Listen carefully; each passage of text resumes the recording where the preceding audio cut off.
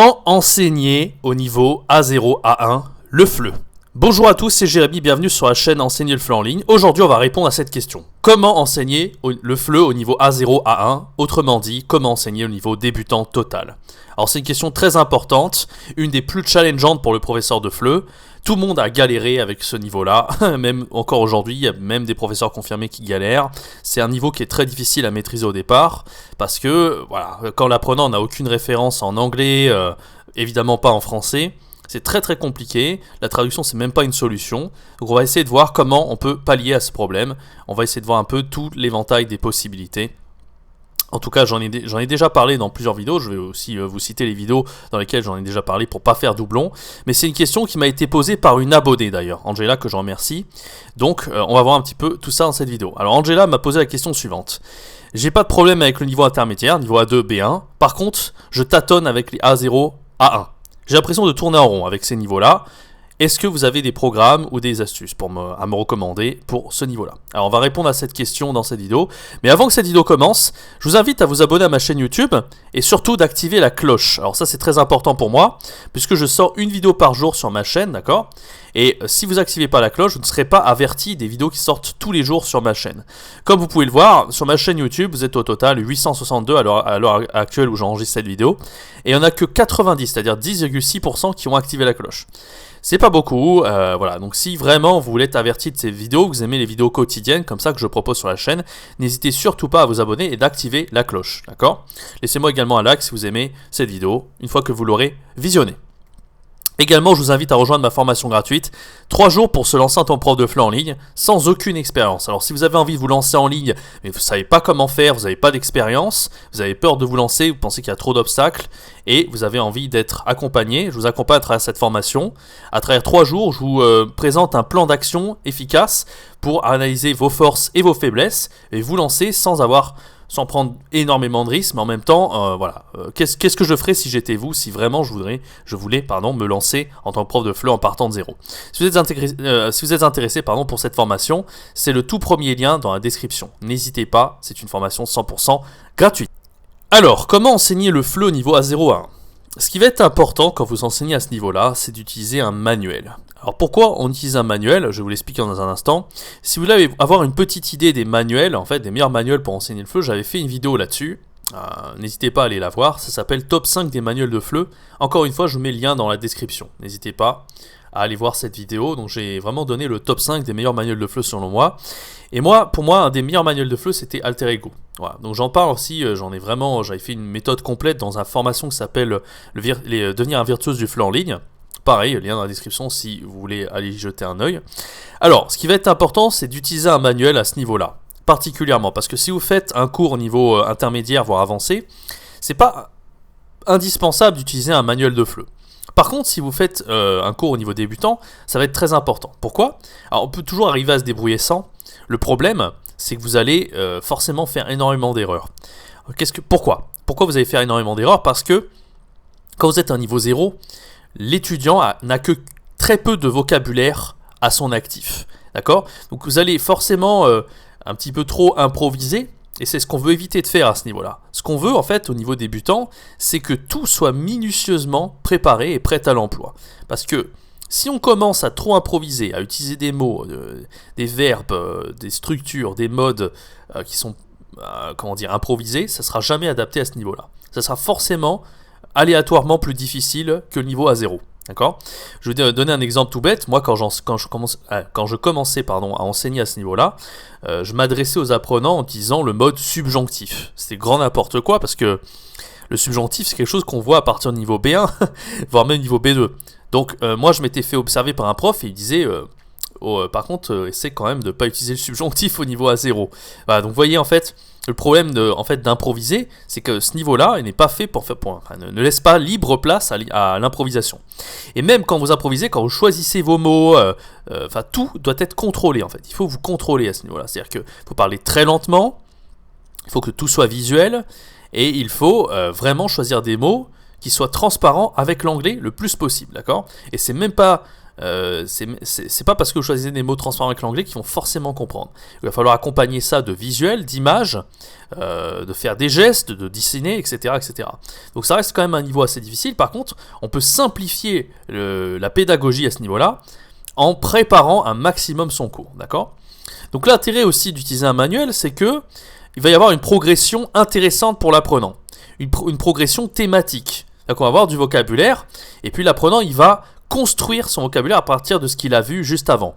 Par exemple, vous allez commencer au début par voir l'alphabet, c'est le plus évident.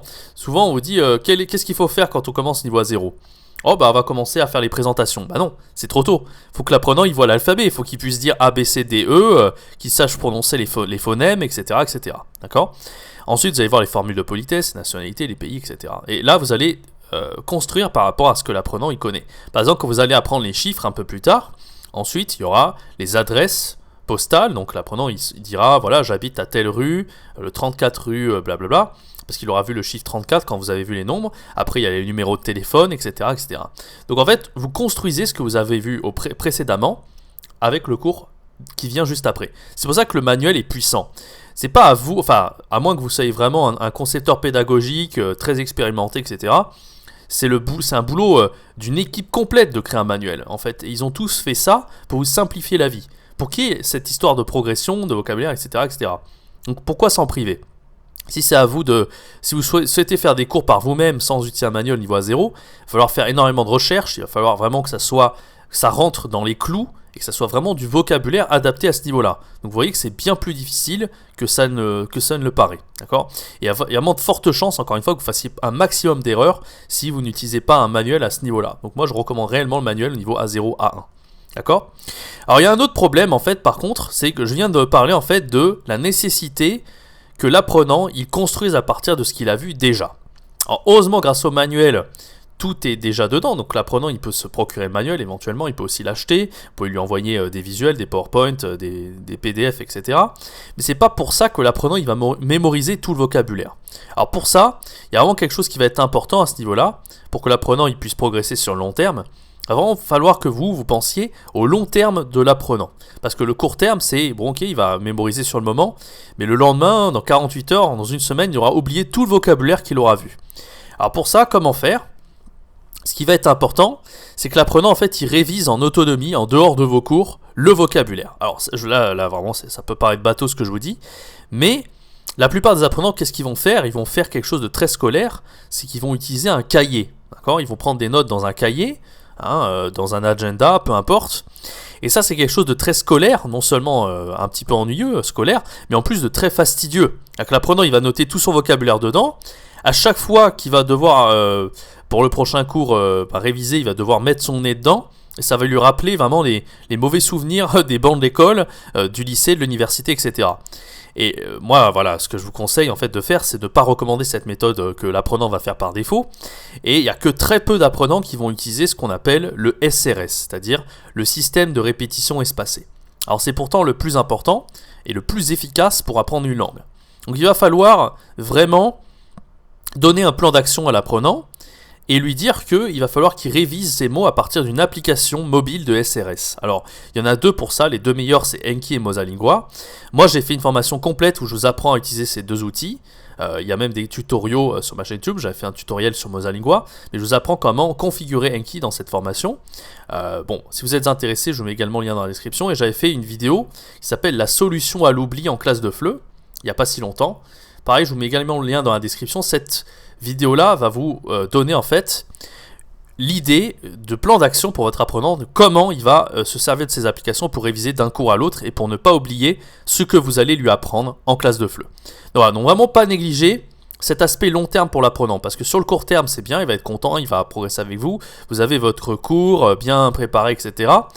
Le problème, c'est sur le long terme, il va tout oublier, et malheureusement, un apprenant qui n'oublie pas, c'est un apprenant qui va pas continuer des mois et des années avec vous, peut-être, mais voilà, qui aura appris certainement des choses avec vous, mais encore une fois, les révisions, quand on apprend une langue, c'est le plus important, il ne faut pas se contenter simplement du cours. D'accord ? Voilà, alors après concernant le pilotage d'un cours A0 à 1, Bon, déjà, j'en parle aussi dans cette formation, mais j'en avais également parlé dans ma première formation, Virtuose du flux en ligne. Alors, la plupart, et surtout Angela qui m'a déjà posé cette question, avait déjà vu cette formation. Je ne peux que recommander cette formation, en mode de suivre et d'appliquer la méthode. Et dans cette formation, j'avais présenté donc comment faire un cours au niveau débutant et intermédiaire. J'avais pris ça comme exemple, et je vous avais dit, ce qu'il faut en fait, c'est suivre la progression et la méthode que je vous donne dans cette formation pour utiliser le manuel Alter Ego. Et par exemple, si vous partez d'un niveau A0, le mieux c'est vraiment de partir de la première leçon sur l'alphabet et de suivre la progression, tout simplement. Il ne faut pas se poser de questions, il faut préparer des cours. Ça prend du temps, mais une fois que vous les avez faits, vous serez tranquille pendant des mois et des années à enseigner le FLE en ligne. Voilà. Après, bien sûr, tout évolue, hein, mais moi, ça fait déjà 2 ans que j'ai préparé quasiment tous les cours et ils sont prêts, j'ai pas besoin de les repréparer à nouveau et je sais qu'ils sont vraiment aux petits oignons. Même quand je mets pas mon nez dedans, je les connais tellement bien, etc. que j'arrive à être un virtuose du FLE, j'arrive vraiment à mettre mon nez dedans. Un petit récapitulatif de comment préparer ces cours. Ce qui va être important, c'est de créer un PowerPoint, un diaporama, d'accord. Vous allez mettre vos animations dedans, vos images. Vous pouvez également faire glisser-déposer les audios et y mettre les transcriptions. D'accord. Donc, ce qu'il faut faire, donc acheter par exemple la version numérique de Alter Ego, vous faites des captures d'écran, vous les déposez dedans, vous y mettez les audios, et à la suite, vous mettez ensuite les transcriptions. Concernant les audios, le plus important, c'est de faire écouter les audios une première fois à l'apprenant, d'accord. Vous allez répondre aux questions, et ensuite, un peu plus tard, vous allez écouter ensuite, en même temps avec l'apprenant, la transcription. Et tout ça, ça sera la suite dans le diaporama, d'accord. Et une fois que vous aurez écouté la transcription avec l'apprenant, là, vous allez, si c'est un dialogue, jouer la scène avec l'apprenant, d'accord, et lui expliquer le vocabulaire. Voilà, donc c'est vraiment comme ça, c'est une bonne façon de préparer le diaporama. Derrière, quand vous faites un point de grammaire, vous pouvez y intégrer des learning apps. J'avais déjà fait aussi un tutoriel complet sur learning apps, je vous mets également le lien dans la description. Voilà. Et si vraiment vous voulez avoir un exemple de cours, j'en ai fait un il n'y a pas si longtemps sur ma chaîne, c'est un exemple de cours complet de niveau A0 avec un apprenant taïwanais. Donc si vraiment vous voulez avoir des idées sur comment je m'organise pour faire un cours d'1 heure, je vous montre vraiment complet de A à Z pendant 1 heure comment j'ai enseigné à cet étudiant taïwanais. Donc n'hésitez pas, là vous aurez vraiment... il n'y a pas de surprise, vraiment tout ce que j'ai mis ici en fait, c'est ce que j'ai fait avec cet apprenant là, donc voilà, n'hésitez pas, je vous mets également le lien en description, je vais même le mettre dans la petite fiche là en haut à droite de l'écran, comme ça sera plus simple pour vous vraiment pour voir comment je m'organise pour faire un cours au niveau débutant. Voilà, j'espère que cette vidéo vous a plu, n'hésitez pas encore une fois à la liker, la partager, à vous abonner à la chaîne, à activer la cloche, encore une fois, je fais une vidéo tous les jours, donc si vous n'activez pas la cloche, vous allez rater toutes mes vidéos, ça serait dommage. Et n'hésitez pas à me laisser vos commentaires si vous avez d'autres questions de ce type que je ferai dans une prochaine vidéo sur ma chaîne. Voilà, merci d'avoir suivi cette vidéo, je vous donne rendez-vous très bientôt pour une prochaine vidéo. C'était Jérémy, ciao, bye bye.